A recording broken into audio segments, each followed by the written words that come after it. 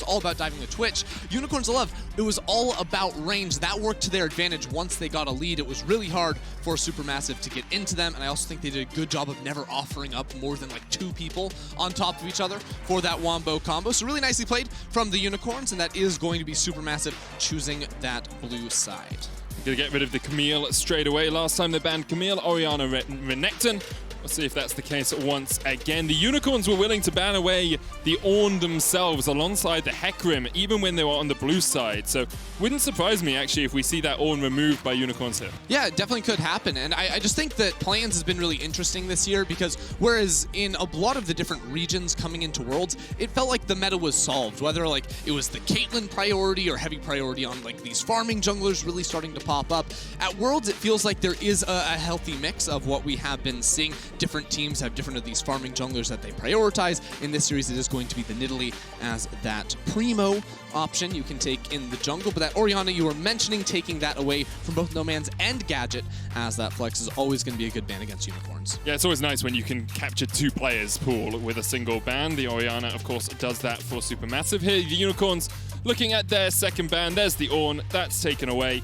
And with the Nidalee not being available, I wonder what the first pick priority is going to become here. Lilia, of course, still on the table if SuperMassive want to take it themselves. Well, I am looking at the Hecarim, potentially. That was one that Unicorns banned out last game. Now that they banned the Nidalee, though, that opens up the Azir and the Hecarim as the 2 that slid through, as well as a potential Renekton. And personally, if I'm SuperMassive, I would love to get the Shen Hecarim. I think that's a really, really powerful combination. You can pair up together, and I mean, Armut's Shen, Kakao's Hecarim, those are 2 champions they can absolutely pop off on. And although Armut, obviously, you know, he's a good player across the board, his Renekton hasn't always shone that much, so the Hecarim is going to be the ban. SuperMassive now will look towards the Lilia as their first pick. That's already locked in. So once again, putting faith in Kakao. He had a couple of good performances on it yesterday, but didn't manage to pop off with it in Game 1 today. Now, I wonder how tethered they are to the Misfortune, because the Misfortune combo with Lilia is really strong, but I did not see the really sick ultimates I was waiting for in draft last game. Zeitnot, they didn't quite connect. You know, a couple times he caught 2 people, but the sleep was either broken by someone else or an all-star popping free in that one. So I wonder if SuperMassive will end up sticking with that. Regardless, it will be a Renekton up in the top side of the map for Boss. I think we could end up just seeing a simple trade up in the top lane. I'm always going to be looking at Armut Shen. I think every draft I'm going to mention that one. But for the rest of Unicorns of Love, the Graves as that secondary best option you can take in the jungle when the Nidalee is banned out. A lot of people like this up into the Lilia for the quick clear through the camps. Yeah, and Boss is a very scary Renekton in the top lane. 6-0 across the course of the LCL. Very powerful on that pick, but we have seen Armut stand tall against a lot of opponents in the top lane already, and maybe something like the Shen here could do a similar job to how he has played in the past. Give him something a little bit tankier, give him something with just actually some good trading patterns against the Renekton early on. That Spirit's Refuge can do a lot of work for you as the Shen. Well, the Senna was a favorite of Zeitnot's for the first couple games they did play at Worlds, paired with these melee supports like the Nautilus, the Leona, these types of options. I don't think they're too concerned about picking up a support champion right now. Of course, if they do want to hold on to some agency to, you know, counterpick either top lane or mid lane, they can do that, but perhaps they have picked up a little style from the Mad Lions here with the Wukong. That, of course, can go into the bot lane next to the Senna. Gonna be honest, didn't work out too well for the Mad Lions yesterday, so SuperMassive hopefully can pilot it. It's because SuperMassive knew how to play it better, apparently. Exactly. They know how to beat it, so they know how to win with it, is somehow how that works. But No Man's Kassadin is going to make a return. I love this. Everyone remembers the insane jukes, the escape, the turnaround that he had during the round robin of play-ins. And this is going to be the carry AP damage here for the Unicorns coming out of the mid lane. And you can see they already get rid of a pick that is strong into the Kassadin in the Illusion. I'd expect perhaps an Azir ban as well from the Unicorns of Love, just because Balulu is so strong at it.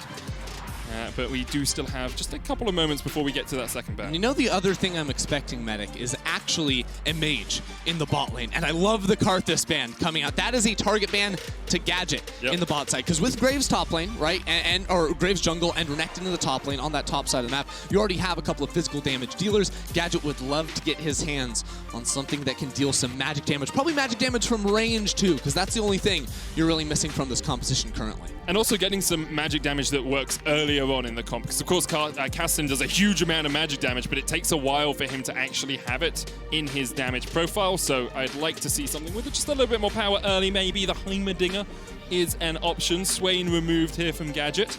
And the set taken away from Balulu.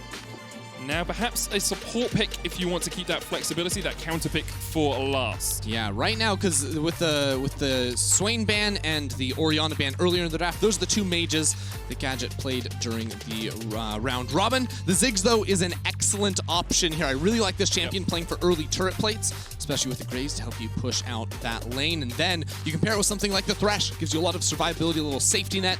Even if a sleep is coming down from the Lilia, I think that champion can offer a lot of value. Also gives you a huge amount of wave clear, which is something this composition was missing a little bit of. You know, the Graves can do a bit, the Renekton as well, but he has to be in the middle of the minions to get there. Ziggs gives you that ranged wave clear, so if you do fall behind as the Unicorns, you have a way of stalling out those sieges from Supermassive. They're going to take the Leona alongside that Senna. You talked about it. They like that hard engage. They like the power. Snowflower has been a very strong support throughout the course of the World's play-ins. Expect to see him hitting those ultimates alongside the Azir. That's actually such a powerful engage potential. You then sweep people back into the Cyclone, into the Dawning Shadow. It's very strong team fights here for the Supermassive. Supermassive have a lot of different ways they can approach a team fight. Because like you're saying, the Azir plus Leona, Wukong, like all those champions can go in, but they can also play things a little bit slow. Work with, you know, the backline damage you have, the Senna range, the sustain you have there too, Lilia's movement speed. You can kite around in these fights for a very, very long time. That being said, maybe a little bit difficult later in the game up against the Kassadin especially, so they need to find a way of locking down Nomans and making sure he cannot take over the game, because we have seen that too many times here at Worlds. I love watching Kassadin's pop off. I'm going to be honest, it's incredibly fun to watch. We saw it earlier on today with LGD taking down Legacy from the OPL, and perhaps we'll see it here as the Unicorns are going to take the Alistar as their final pick. Gives you a little bit more engage, gives you a bit of a tanky front line, which works. And not the most powerful into Leona, because Leona can kind of just Zenith Blade through you if she wants, but also can be...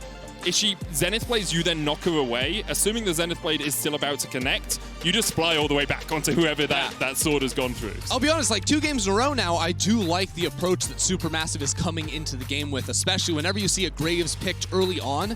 As much zone control as you can get in the range, you can get to contest him. The Azir, the Senna, likely with the Glacial Augment, it becomes really hard for him to execute within these team fights. So I actually think this is a game where focus a little bit less on Ananasik outside of the early game. You know, later on in the game, it's going to be harder for him. But this is a game where No Man's on that cast, and we've seen him carry with it before, and he very well could do it again. See Sheepy with a smile on his face, and right to have one. They went almost undefeated through their summer season, did the Unicorns of Love, losing only 1 game in playoffs to Gambit Gaming. On the other side, Supermassive had a little bit more of a turbulent affair. 3-2, 5-game series against 5 Ronin in their finals, but they will be looking to strike back here as they are 1-0 down. And they're used to the 5-game series. You know, they had to play one yesterday, Medic. So 1 loss is not time to, you know, throw the towel out or whatever the phrase is. It's not time to give up. Throw in the towel? Throw in the towel. That's the one. Blow out the candles. Any of those great things you can toss in there. No. Supermassive are a strong, strong team here and looking to challenge Unicorns again. Game 1, it was a very close game. I do think Unicorns carried away with it past that 15-minute mark, but close one nonetheless. These games are going to be bloody. Expect a lot of action, especially with these champions. And I'm really curious to see how Unicorns can move the Ziggs around the map. Gadget's Ziggs is a sight to behold a lot of the time. And we are going to jump on into Summoner's Rift. So eyes on No Man's, of course. Tick-tock, the clock is ticking. 1 out of 16 so far, I'm sure, is the spam in Twitch chat. But we see Balulu on his Azir that has been banned away from him so many times. We see Cacao once again on the Lilia, with which he had such a great effect yesterday against the Mad Lions. We see SuperMassive with all of the tools in their arsenal to keep the Unicorns at bay. They're also starting with a sweeper on Kakao. I saw right before our item choices got hidden away, so I was wondering if there could be any sort of level 1 movement. We know that Lilia's always like to clear Raptor camp, and it's really interesting watching how the jungle clears have evolved over the course of Worlds and as we've entered this more farming jungler meta, because it used to be you would always go like red buff into Krugs, make sure you prioritize those, and I think we've seen a little bit less of that as more junglers have looked to fight over Raptors, level 1, level 2, go for those. A lot of times you'll see either a Raptor start, you'll see red into Raptors very, very quickly, even though they give less XP, just to make sure the denial and the invade does not come through.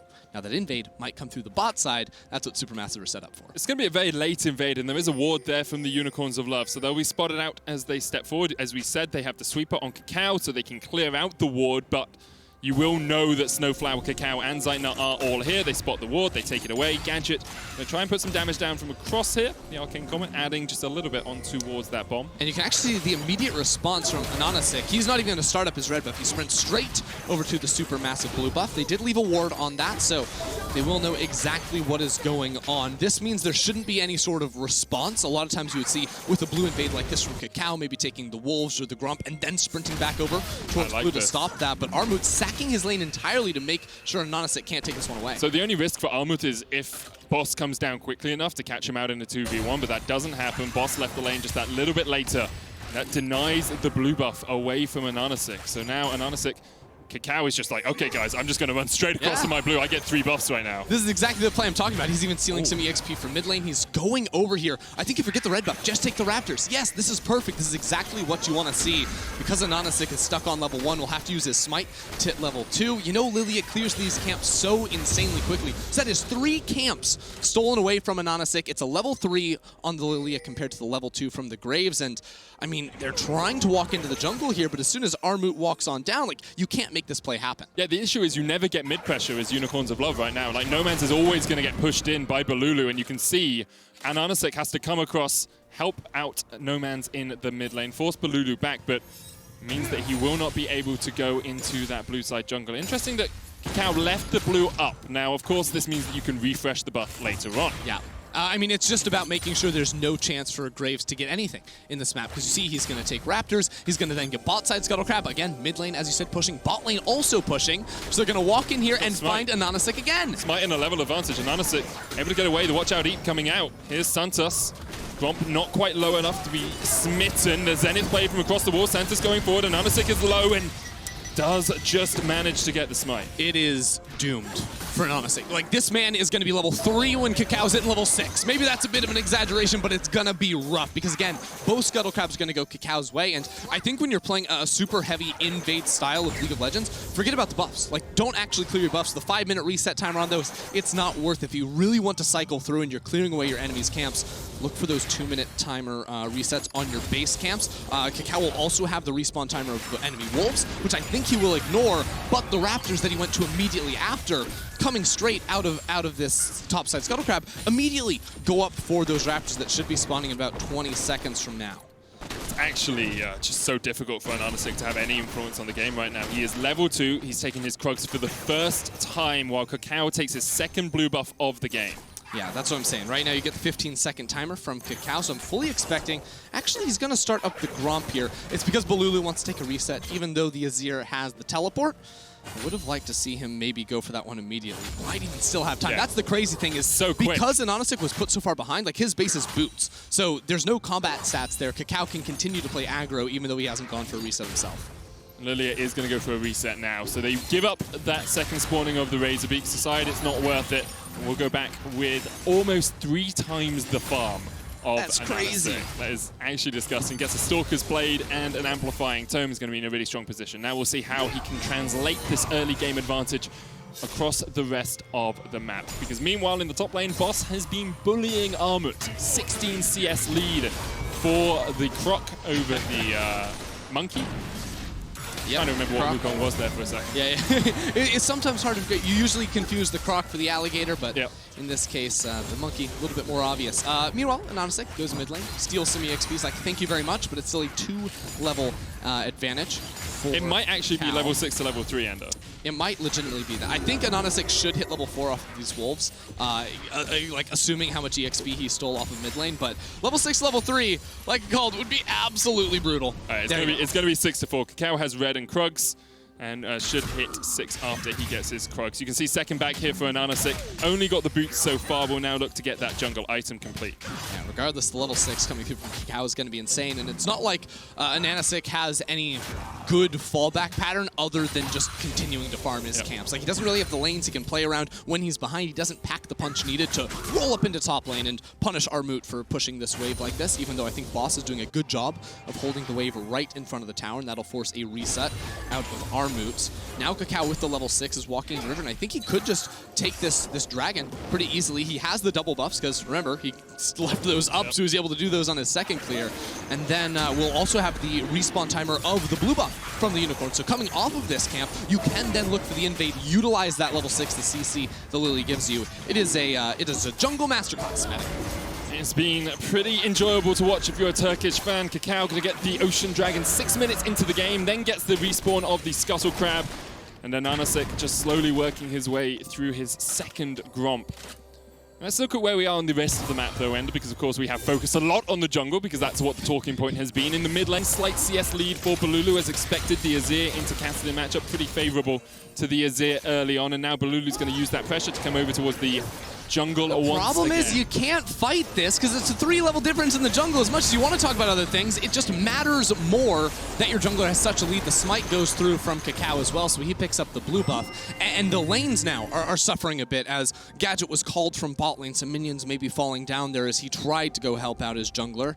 And I think with having a Casta in mid lane, it is such a gaping hole that SuperMassive are taking advantage of, right? Like, Unicorns don't have any pressure coming from that at this point in the game, and it's giving Kakao free reign. Kakao has finished his Runic Echoes on his Stalker's Blade. And Anonisic has a little talisman and a knife. Good God! He's like, hey mate, I can't afford 2 boots, I can only afford 1. He's limping around with 1 shoe on and a little paring knife being like, I'll come at you, I'll get you. I'm going to be honest, Medic, as much as, like, there are 10 champions in this, or 9 champions in this game, let's not be too generous there to the graves at this point. Like, it really is just about the jungle and how Kakao can use this. So I do think it's worth continuing to focus because now we're seeing Kakao with that level 7 just running into these objectives. And he's free to do this without calling his lanes over because of the power he has. And I want to do a little rewind as we see him start the Rift Herald up because you can wonder exactly how this happened, right? They got the invade on the blue buff, and Anonisic knew it was happening. He was like, okay, I'm going to go to the blue. And you have to give so much credit to Armut because he came down from the top lane, sacked some early CS, and then stopped Anonisic from taking that blue, and it's all gone from there. Exactly. It's been a team-wide effort. So Kakao has kind of been cheating because, again, he had Armut. He even had Zeitnot and Snowflower help him out with the invade initially. Anonisic has been on his own.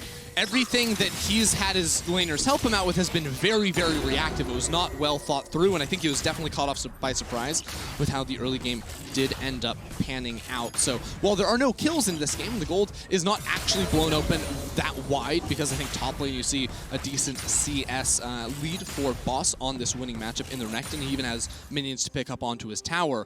We are going to see SuperMassive picking up these Drakes very quickly with the mountain spawning in 2.5 minutes, and hopefully Kakao can find a way to utilize his ultimate because we haven't actually seen him do anything proactive other than PvE. PvE is very difficult from time to time. This is his 4th Scuttle Crab of the game, I believe. Yeah, because he got the first 2. And Anonisic has none. Blue buff will be up for Kakao. 2 minutes, as you say, on the Mountain Dragon. We'll give credit to Gadget in the bottom lane. He's been able to push in that wave, get himself a plate. That second plate is very shortly to follow. And Anonisic is trying to get some jungle of his own, some counter-jungling done. Still that 2-level disadvantage, but teaming up with Santas will give him an extra man to help out. This is a really good move, using Santas first on the reset to help get some vision and spot out the Lilia. Maybe it can protect on the next blue buff invade, but there's 3 people here. Flash, Zenith Blade, collateral damage used to try and get away, and Anonisic just able to flash out of the back of it. Santa's going to pop the Unbreakable Will to try and get away, and will flash the wall. Kakao still on the chase, though. Balulu going in as well. The TP behind them as Boss. Double TP. Double, as you say. Boss and Nomad's going to join the fray. And now it's the 3v5 in favor of the Unicorns of Love. The Emperor's Survival knock back one, but Balulu should be short to follow. First kill goes down. Nomad's gets it. Boss now in the middle of them all. A cycling comes out from Armut. He takes down Santa. Snowflower still alive somehow. Double to Nomad's though. And another kill goes over to Boss. And Supermassive, maybe they dived a little bit too greedily. Armut's going to get a kill. But Nomad's is looking for his third of the bite. Gets it. A triple to Kassadin. An ace to the Unicorns, and just like that, the game blows up. Forget the early game. Unicorns will beat you in the fight right now. Supermassive, they thought it was just one TP because Armut did not come in quickly enough. It was actually two right there. No Man's now with 3 kills on the Kassadin. It's a disaster in the river once again. And absolutely incredible for Unicorns. In fact, I believe this is kind of deja vu as I watched the No Man's game before. He got a triple on the Kassadin in the bottom river. And the game just went away from there. Kakao just overstepping as the double TP comes in. And as fed as Kakao is relative to the Graves, you see the Kassadin, the Renekton also level 8. So Balulu, he gets caught out here inside the river. He's immediately down. Then Supermassive continued to force the fight, even though Kakao had already used his ultimate. A Nanosick raining down damage. No Man's like, what are you going to do to this guy at this point without the DPS coming through? The rest of the team from Supermassive were just not powerful enough, and you can see Kakao as his entire early game lead goes flying out the window. Just evaporates. It's now a 1,500 gold lead to Unicorns, and look at Nomad's. Look at how strong he is. 4,600 gold. Balulu is 800 gold behind him. Boss is ahead of Kakao as well, and although Anana6 sits very sadly at the bottom of the chart, apart from the supports, he is well aware of the knowledge that his team is now ahead, scaling. You've already got the Rod of Ages complete on No Man's. Archangel stuff on its way for Gadget. He's completed the Seraphs in such a strong position. Rift Herald is going to be popped down mid here to try and keep No Man's in this lane. Supermassive still winning the objective game in terms of those neutrals, so we'll be able to pick up some damage and some plate money off of this mid lane tower, but at the same time, Ziggs is pushing bot side. Boss gets sleepy. He's going to flash across the wall. Will be safe. Of course, Kakao burnt his flash in the last fight. But look at this. Like, the Rift Herald is used in mid lane. Unicorns will have to clear it away. And Ziggs is down bot side like, hey guys, by the way, my passive does a lot of damage to towers. And my W nukes them.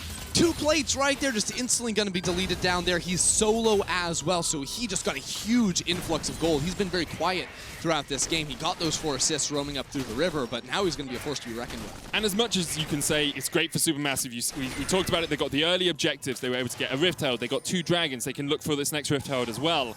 Unicorns of Love are now hitting their power point for that next dragon, right? In 3 minutes, that Kassadin is going to be at 5 stacks on his Rod of Ages. He's going to be level 11. He's going to be so strong. And you have a Ziggs who's already got his first completed item. And you've got a Blade of the Ruin King on boss. Like, as much as the Nanosick is behind, you do not lack damage in this composition because the Kassadin is so far ahead of the clock.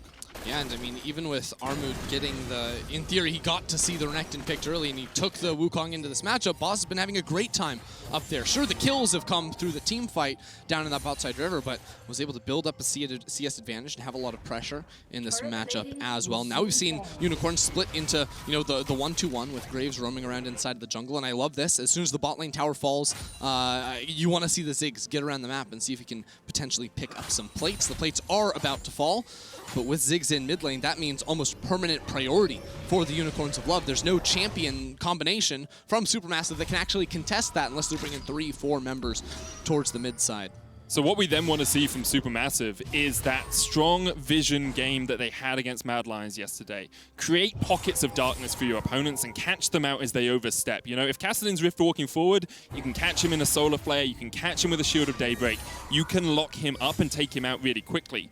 The issue is, it's very hard to do that when your lanes are pushed into you. Exactly. For a second, it looked like No Man's going to try to set up a freeze down here, but I mean, even when he does enter those fights, you do try to lock him down, but he's probably going to be running Legend Tenacity inside the runes. That's one of the big benefits of being able to go into the precision tree, so Leona not going to be quite as useful. Supermassive, again, completely focused on these topside objectives, and Unicorns, they're here to flip it on the Herald again. All 5 members coming in. Will it be a flip or will it be a flop here for the Unicorns as they look for the fight? Boss caught off towards the top side as Armut jumps onto him. The sleep's going to go down. The Lilting Lullaby used only for the croc, and yep, he goes down. Santa's now in the front line as the Emperor's Divide pushes him away. Supermassive all ticking down on health, about half on every single player. Zeitnot had to use his flash as well to get, his heal to get away from exactly. No Man's jumped on him, so he's completely zoned away. Now Balulu and Armut are trying to run from this one. Santis has a good flank to come around. They are going to path. They're going to split up and look for the executes. Whoa! Oh, collateral damage. Oh, it hits him and he still flashes.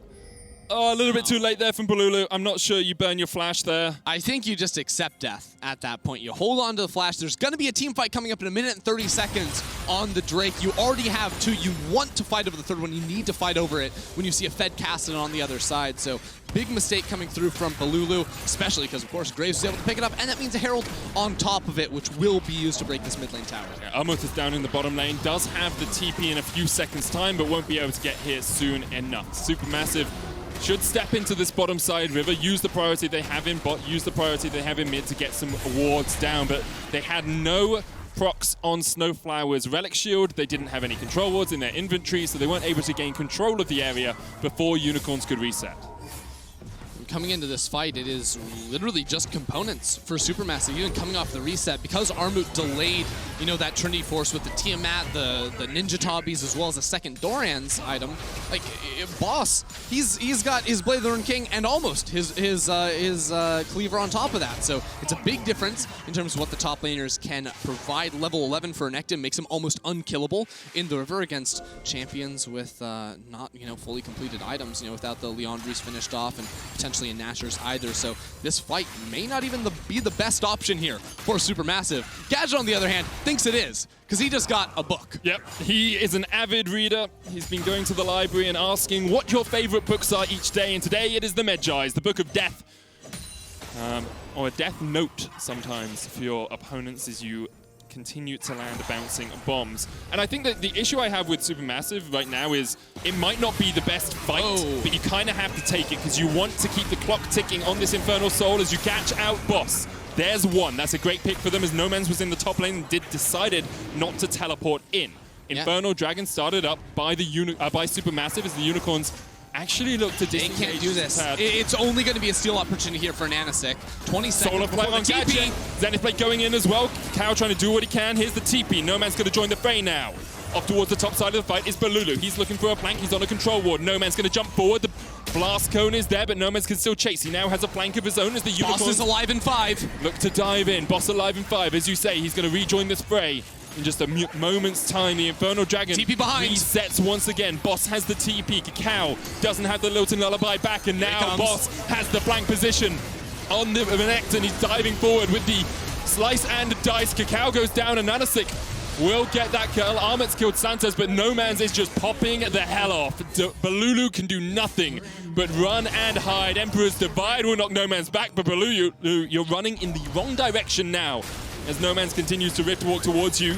Unicorns of Love still on the chase. Zeitnot almost falls, lands the last embrace, but the bouncing bomb will find its mark. Now Balulu is not long for the rift. A nice little slide. You're trying to slide away, but Casson is just more mobile than you, man. He's waiting, he's coming in, ready to finish off the final kill here. There is nothing you can do, Balulu. That is the ace again for the Unicorns. They bought enough time for Boss to respawn and teleport into the fight, and then they slay Supermassive in the river. And 12 stacks in the book. 12 pages to read through as Gadget continues to scale up on this Ziggs. The Rod of Age is almost complete for No Man's as the sleep comes down here onto a Nanasik. Cacao and Snowflower trying to team up there. Mega Inferno Bomb just absolutely nukes Cacao. Death from above there from Gadget. Snowflower unable to save his teammate. What a fight right there from the Unicorns, because it looked bad. It was a 4v5. It was almost like, just leave No Man's in the top lane. It doesn't matter, but they were able to kite out for so long, get the Drake to reset, and then Boss comes in around on the flank. Boss's impact wasn't even that felt as he jumped over the wall to try and turn this around, but then the backline of Supermassive, like, they just get jumped on. They get instantly broken down. Ziggs had also just hit a really big breakpoint in the Seraph's Embrace, and once again, in these split-up fights where Supermassive are kind of going all sorts of different directions, they are just getting taken out time and time again. This is not the clean team fighting that I saw them using in a lot of those games against Mad Lions yesterday, where they were abusing the Fog of War to find the engages. Armut's going to try and abuse some vision control in the bottom lane and Seed Cyclones onto No Man's. No Man's will have the Rift, or gets out of the Emperor's Divide with the last embrace, finds the shutdown. Zeitnot able to take that kill. A good little play there from Supermassive to try and get something back on the board. I will give credit as well to Gadget in those team fights. Like, his ability to control zones of the map with this Ziggs is absolutely devastating. It becomes so difficult to get onto that backline if there's a satchel charge in your way. Exactly, and it's one of the ways to combat with the insane range that SuperMassive's composition has with the Azir and the Sennas. You just put down those minefields, spam out those bouncing bombs, rather, and keep them off of your tail here. And with 16 stacks Mejai's, with the Leandries coming through, finished off Seraphs, there's not really that much threat onto him in the backline. It is really just Armut diving in, and he's still, 20 minutes in, does not have a Trinity Force complete. So say what you will about No Man's 13 out of 16, 5 kills already, really approaching that deadline. Gadget is it almost a bigger threat in terms of you're never going to be able to reach him reliably. Becomes so difficult for SuperMassive. Feels like the scaling clock is ticking. Of course, Azir and Senna can do a huge amount in the late game. If you can find a pick, if you can find a good fight, if that solar flare can find its mark, you can just demolish someone. But right now, SuperMassive 4,000 gold behind, and they lost that last dragon, so they don't even have the soul coming up in 2 minutes' time. And triple Merc treads coming through from Unicorns as well. It's a great game for Mercs when you see double AP coming out and a whole lot of hard crowd control too. So those champions going to be even more difficult to lock down. No Man should also be very close to finishing off the upgraded Seraph's Embrace. And again, it's these defensive items that, combined with the insane scaling these champions naturally possess, make them kind of tanks at the same time too. You know, you just can't actually take them down, and that's going to be really, really hard. So this Drake is going to be very defining for SuperMassive. It's still going to be before the level 16 point. It's still going to be before any sort of like Rabadon's complete for that Ziggs in the bot side as well, and it would put them on soul point. SuperMassive have to take fight here, and they have to be able to win. It's going to be such a difficult task for them. Balulu's still only sitting on a Nash's tooth. We haven't really seen his itemization that much, but he is miles behind the clock. When you look at No Man's already got that Seraphs and the Rod of Ages complete. And No Man's, he's already popped off once on the Kassadin this tournament. It looks like this is going to be another one of those stellar games for him. It's actually one of the key carries for the Unicorns of Love so consistently. He's done 30% of his team's damage across the course of playing so far, and continues to show us why he's a player to be feared in this tournament. All right, we'll see now. Armut is looking for some sort of a flank here, but there are wards he will walk over and be spotted on. And again, not a lot of good targets to actually find in the backline outside of that Ziggs. It may be better just try and enter the fight from the front, play that slow team fight, playing for your backline. And they're going to sprint over here towards the Baron, try to pull Unicorns over their way, but you don't want to stand in that pit for too long, otherwise this Ziggs is going to tear you apart. And the issue is now, if you're not doing it, you are giving up in the second Inferno, right? Like, it's not a soul. The Unicorns of Love have only got one dragon so far this game, but SuperMassive are now going to try and pull the Unicorns into a fight. As soon as that Scryer's Bloom comes out, you have to expect to disengage. Last Embrace misses. Snowflower just acting as that front line, standing there with the stun ready. Infernal Dragon goes down. There's the solar flare. No Man's not caught in it. Rift walks away. Losing Lullaby available for Kakao. It was only ticked on No Man's. And you can see SuperMassive unable to find anything out of that fight. The engages have consistently not been able to find their mark here, coming from SuperMassive. And as we get later into the game and they realize the inevitability of the scaling of some of these Unicorns champs, like I said, the fights need to change their context, how you're playing backwards instead of forwards like you were before. But now with just sort of giving objectives over to free for Unicorns of Love, Unicorns can spread out into that 1-3-1 where Renekton's going to have a nice time in the bot side with 2 finished items. Of course, No Man's is already so insanely strong, and you're always going to have pressure coming through from mid lane. So SuperMassive, when their ultimates are back onto cooldown, there's no threat of engage coming the way of Unicorns, and they are completely free to play the entire map, soak up golden experience for all their carries. I like this SuperMassive, though. They do it again. They try and catch Boss. Double TP in behind them, and a counter TP coming out from SuperMassive. Whoa! Boss got a full burst. Armor almost down. Here's No Man's. Level 15. Tick, tick. The clock is ticking. Kakao jumps over the wall, but No Man still has a flash and a Rift Walk and a Mega Inferno Bomb to back him up. The Kassadin dives in. Kakao the target. No sleep available even through the exhaust. No Man's is unkillable. The Emperor's Divide comes out, and No Man's will eventually fall, but not before he helps his team get another. And now Snowflower going back in with the Zenith Blade. Zeitnot forced away. Santa splashes the wall. And Zeitnot should die to the cow as Ananasik dives forward for the kill. Snowflower, the last man standing. Gadget jumping around. The Hexplosive Mindfield's going to work out as well. Santos dodges out of tower aggro. dives back in for the kill. Unicorns with their third ace of the game. The Unicorns of Love are the team that refuse to quit. They will never call it quits after 1-2 kills. No, they want every single player off the map, and they want them dead. And Unicorns right there. No Man's, the amount of damage he put out, even when he was going to die, was absolutely insane on the chase coming through. And it was all off of a play that SuperMassive themselves started, jumping there onto Boss, but the double TP, like you said, comes on through. No Man's finds the first. The blast cone to knock Kakao back forces his flash to come through, and you can try to run away. Lily is fast, but she's not fast enough to get away from 20 billion blinks coming her way. Even through the exhaust, he's still dealing the damage. It's crazy, meta. That was level 50. Oh, God. Yeah. It gets worse. It gets worse. It gets worse, and it feels like SuperMassive have been preparing for an exam for the last 25 minutes, and now deadline day is here, and they haven't done their homework, because that Kassadin, one level away from 16. It's coming up for a fight once again. Losing Lullaby coming out. There's the TP. Immediately, Armored is down below half HP. Just walks through a couple of bombs on the floor, and Boss is going to teleport in. SuperMassive, we're looking to try and find a pick, but Ananasik is chasing down Armored. Tries to get away in the top side. The Solar Flare used on No Man's. He's only looking for the Monkey. Armored pops the Cyclone to try and get away. Boss and Santos can come in from the side, but the clone will work out for Armored. Santos Hex flashing across the wall, dives on Snowflower. Dawning Shadow going to give a shield across the entire team as SuperMassive back away. Unicorns of Love will allow them to disengage now. No Man's is playing that one pretty cautious. He could have, rift walked forward a couple of times, but he did not want to get CC chained and taken down. So they will just force all of SuperMassive to go ahead and take a reset. And they're not even going to overcommit and move into the Baron too quickly. This team knows they have a lead. They know that Kassadin is insanely powerful. 15 out of 16, and Gadget gets caught. Beautiful little shuffle in there from Balulu. Oh, no. But that was a 25 stack Medjay, and that's exactly the damage it can do. What?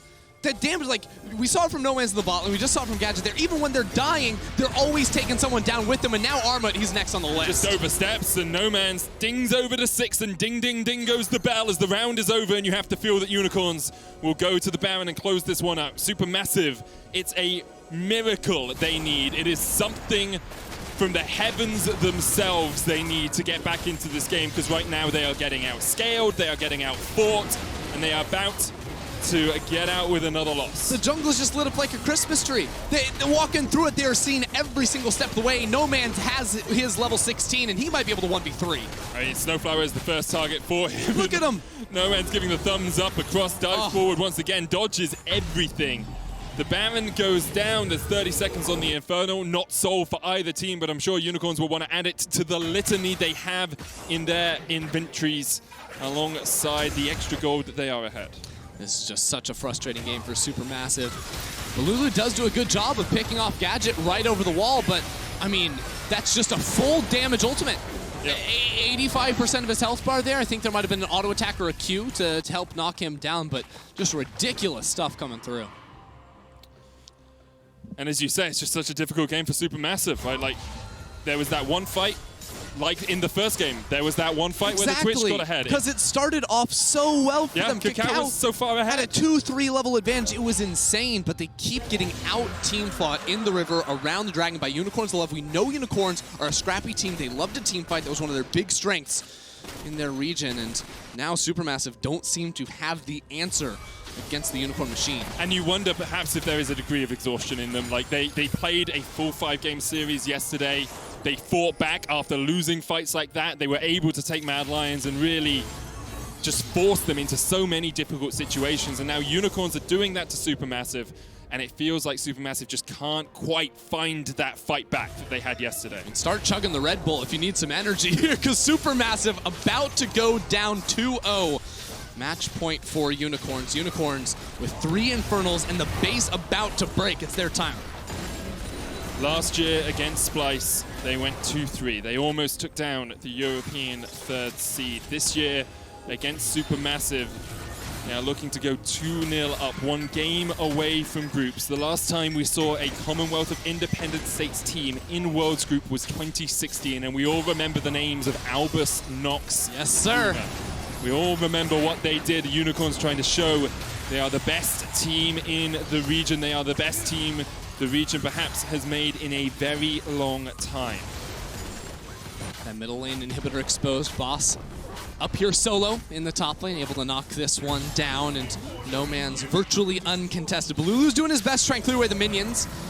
In the mid side, Anonasek took so much damage, but the ultimate comes through and is dodged away by Zeitnot. Again, that bomb will instantly kill the backliners of Supermassive. Yeah, Void Staff completed alongside 15 stacks in that Medjay's makes it so difficult to do anything against it. Inhibitor down in the mid lane. Unicorn's going to bring in the bot wave, but that's actually not the largest wave in the world. It's only got that single cannon in it. Hasn't been stacked up. And it's a Zig Siege. These towers will instantly get blown up. There is no defense for Supermassive, and their engage options, all they really have is the Leona at this point. Balulu could commit with his flash, but he's not going to be able to do that. Zig's passive takes half of the inhibitor's health. The Snowflower looks for a last chance saloon engage, but they can't find the solar flare. Gadget able to flash away. Meanwhile, in the top lane, you can see Boss pushing in, takes the turret. There's just absolutely nothing that Supermassive can do. They're going to lose their third inhibitor uncontested inside of the base. Just watching it fall down. There's no solar flare to start off a fight. Unicorns of Love are going to take everything. They're trying, but Supermassive can't find the fight. Their only engage is the solar flare with a flank perhaps from Armut, but no teleport available, no teleport wards available for him as Zeitnot almost falls down. Triple inhib gone. 2 minutes on Infernal Soul, 2 minutes on the Baron. A 9,000 gold lead for the Unicorns of Love. I think Gadget is attaching some notes to the bombs he's sending in there, because those are getting personal onto Zeitnot every single time, trying to find that center. She has a Hex Drinker to try and stay alive, but you can see how out of control this game had gotten. Because even with the early advantage that was all on Kakao, the game was still close. When they took that fight in the river, No Man's got that triple kill. It just broke completely wide open. No Man's absurdly fed on this Kassadin, almost at his Rabadon's death cap, but I mean, he doesn't need it to do the one-shots. He's already there. He's already dodging all around the map. The Rift Walks everywhere. This man cannot be stopped. It's so hard for Supermassive to itemize against him as well. Like, what do? You get magic resist? You get a Banshee's Veil on your Azir against a Kassadin? It's not really going to matter too much. You can see Kakao said, well, I'll get myself an Abyssal Mask. I'll try and make myself a little bit more tanky. And here comes the last-ditch play from Supermassive. Armor trying to get onto that backline. It's Gadget who's the target, but Gadget's still surviving. Mega Inferno Bomb's going to do some work. Kakao's almost fallen. Gadget gets one. No Man's jumping around as much as he can and flashes away. Armor able to survive for quite a long time in this fight, but No Man's has already taken him down, and now Zeitnot is the new target. Balulu goes down. Snowflower alive with Zeitnot. The bot lane trying to survive, but it's just not enough. It's just too much from Unicorns of Love. A triple for No Man's, the fourth ace of the game, and the Unicorns will go 2-0 up and be one game away from groups. You can throw curveballs the way of Unicorns, but they will find a way to bounce back. It's the team fights for them, and it's, again, with a bit of their own flair. The blind pick cast in the mid lane. Who has the courage to do that? It's No Man's. You've seen his insane moves time and time again, and Gadget, these AP bot laners, the Ziggs, also looking completely ridiculous. That's going to bring the Unicorns to match point here up against Supermassive. And you wonder what Supermassive have to do, what they need to change, because it hasn't all been about draft. Like, it's never been won in draft, but the inventiveness of Unicorns in the draft is definitely a sticking point. Supermassive don't seem to be able to find a way to crack the code that is beating the Unicorns.